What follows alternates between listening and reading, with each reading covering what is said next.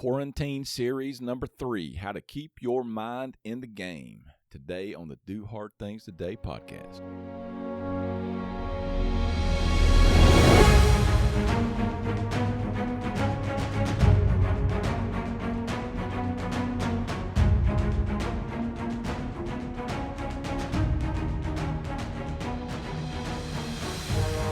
Oh, Hal. Still stuck inside, man. Quarantined. Yeah, kinda. We are, it's funny, depending on where you go, either people are in complete panic and shut down, or it's just like people are acting like, well, nothing even happened. So, Yeah. I think that I think we can start to see the light at the end of the tunnel, with things opening back up and hopefully getting back to normal, sooner rather than later. But it's still, man, I'm telling you, we have uncharted waters. We said it before, but you said it, I think We're going to be okay. we're going to be okay. I was listening to one of my guys I work with. He introduced me to the channels on the spot where you can, with music, and let's tell you how out of touch I am with this, where you, like the Tom Petty channel on, Spotify. Okay. And the other where you just put in like whatever channel, and then it just plays all these songs. Oh, yeah.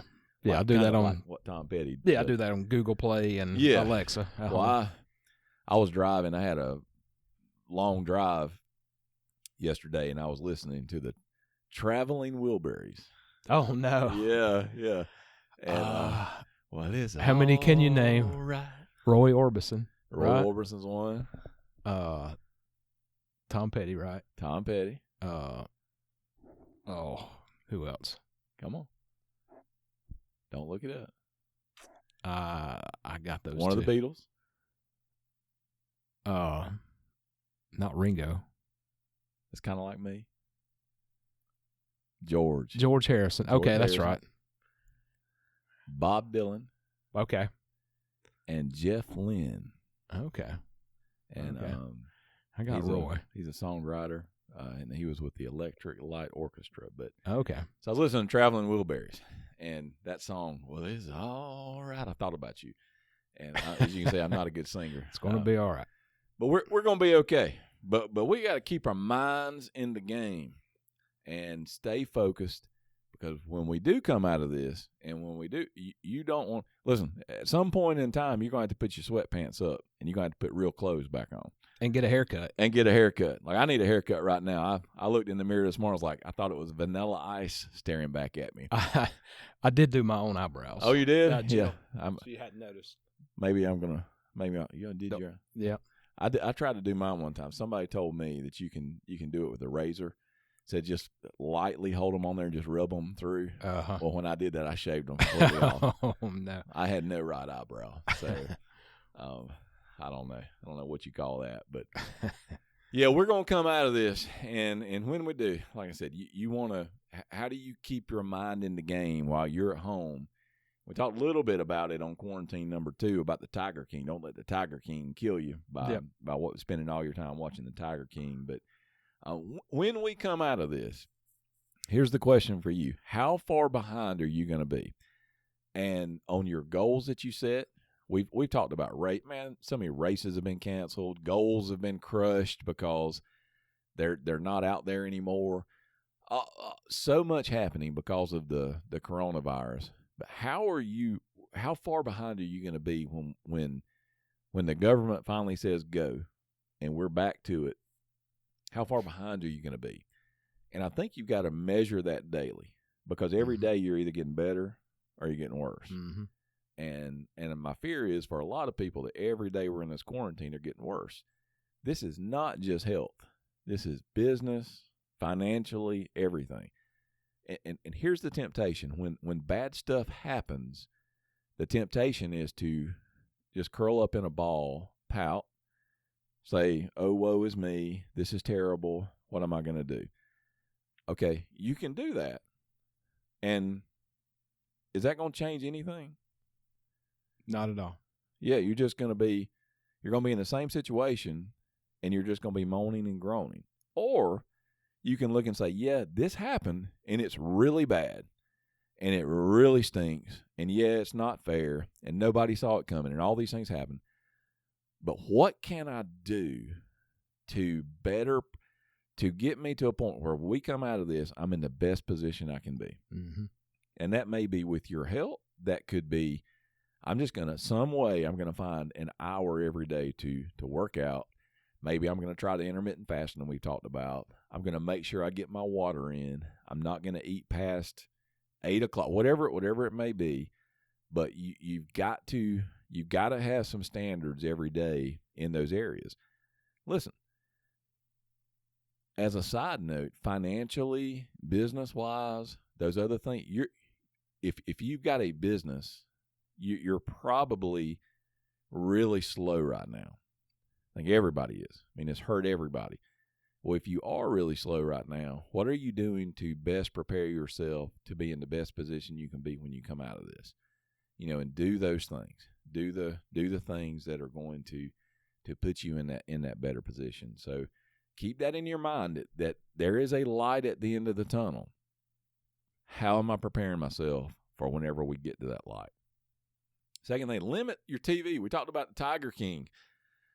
Man, did you ever watch it? We watched it. Oh, yeah. Did you? Yeah. It just sucks you in, doesn't it? It does. Yeah, I mean, it's the weirdest thing ever, but it just sucks you in. Carol Baskin. What a bitch. Well, yeah, she's something. I saw a sign, Baskin and Robbins, and it said on the Baskin and Robbins sign, it said not related to Carol Baskin. Yeah. Oh, no. But we started at Waco. Waco's another one we started. It's a little mini series. Oh, that's got Julia Garner in it? Yep. Okay. And John Leguizamo, he's in it. It's good. Kind of chronicles that whole Waco deal. But limit your TV. Gosh, man, it is easy to sit down and you start a series on Netflix, and then you just go right. I mean, next thing you know, 8 hours later, you're getting up off the couch. You got to wait till next season. Yeah, you got to wait till next April to get the next I'm season. I'm actually doing that with Ozark, and that, in my opinion, that is the best series on Netflix. Yeah. Is Ozark. The third season came out. I am trying to discipline myself, and it is hard to watch one a week. Oh, no. Stop myself. We did 2 a night. Yeah. And two a night's good. That's better than most. But yeah, put some kind of parameters around your TV and social media, especially if you are not able to get out. If you're stuck in the house with the kids, put some kind of limit. I'm not saying go crazy. I can only have 30 minutes. No, put some kind of limit on it, or even make a game out of it where it is. For every 30 minutes of TV or social media I watch, I'm going to do 10 burpees and 50 push-ups. Mm-hmm. Whatever it may be. Tie it to something. Do something. Just don't allow yourself to have if you've got no parameters around it and no limits around it, it will consume you. Mm-hmm. And all you'll do is sit in front of the TV all day or scroll Facebook all day. So put limits on it. Focused blocks of time. All right, we're going to do a video on focused blocks of time coming up where we talk about what that actually looks like and how do you develop these things. But the long and short of it is focused blocks of time are it was exactly what it said. It is a focused block of time. So you take 30 minutes in the morning. Maybe it's and this is something good to do with the kids. All right, hey, we're going to do 30 minutes of schoolwork in the morning. When you're doing that 30 minutes, maybe you got a focused block of time where you read a book. And I'm not talking about 50 Shades of Grey. I'm talking about a leadership book, a motivational book, something like that, where you sit down and for 30 minutes, that's what you do. You can do this with all these phases of your life, your fitness, your family, your finances, your faith. Maybe that's when you have a quiet time or your spiritual time then. Maybe it's when you do a 30-minute workout video or get online and do some of the videos that are available now online from people. But find these focused blocks of time and be proactive. Try to figure out during the day, when are you doing things that are making you better? You don't want to just sit there and just rot in the house. Mm-hmm. And I love these series on Netflix, and I think social media is a great tool. There's just a lot of things you can do that can be proactive, though. Read, put some good stuff into your mind. Listen to a good podcast. You know any good podcasts? Adam? I do. Yeah. A great one. The Do Hard Things Today podcast. Yep. Yeah, listen to the Do Hard Things Today podcast, but be proactive. Focus blocks of time. Block out some time, literally on your calendar. Put it in your phone as a reminder. At 10 o'clock, we're going to 30 minutes of reading. At 12:30, I'm going to do 30 minutes, a 30-minute workout. At 4:30, I'm going to listen to a podcast. At whatever, you get the picture. We'll do a more extensive video on that, on how you can do it. Schedule your day. Schedule your day. Yeah, if you don't schedule your day, it will schedule it for you, and you will end up doing nothing that's worth anything. And then, like one of the questions we had on the Q&A episode, you will be 8 pounds heavier and need a good swift kick in the butt. And so there's your kick in the butt. The next thing is to push through. This is the time where you got to show that grit and determination. You go back to the Building Mental Toughness podcast, and we can put that in the show notes, where we had Coach Katie Malone on, where we talked about this. You have got to develop grit, and you've got to be determined to do these things. The hard part when you're at home and you don't have anybody looking over your shoulder is that it's just you. And you have got to be the one that builds up the mental fortitude to be able to do these things. Show grit, show determination, and plow through these things and make it happen. Be proactive. You've got everything you need to be successful right there inside of you. You got to pull it out, and you got to go do it. And the final thing, Hal, is, man, we are in chaotic times. Chaotic times. But we're going to be okay. Yeah. It's your famous thing. We're going to be okay. We're going to put that on a shirt one day and then sell it, see if anybody will buy it. Chaos causes panic, and people are panicking right now. People don't know what's going on. They're scared. Is my business going to fail? Are we ever going to come out of this? Will the kids ever go back to school? What's life going to look like? Am I ever going to be able to shake hands again? Where can I find toilet paper? Where can I find toilet paper? I mean, it's chaos causes panic. That is not you. And I don't care who you are, listen to this. That is not you. Be the person who is in control and brings order to the situation. Well, Kevin, how can you be in control when everything's out of control around you? Well, how do you do that, Hal? How can you be in control when everything around you seems to be out of control? Well,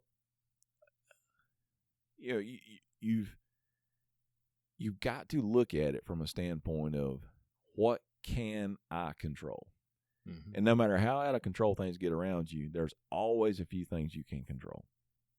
You can control how you react.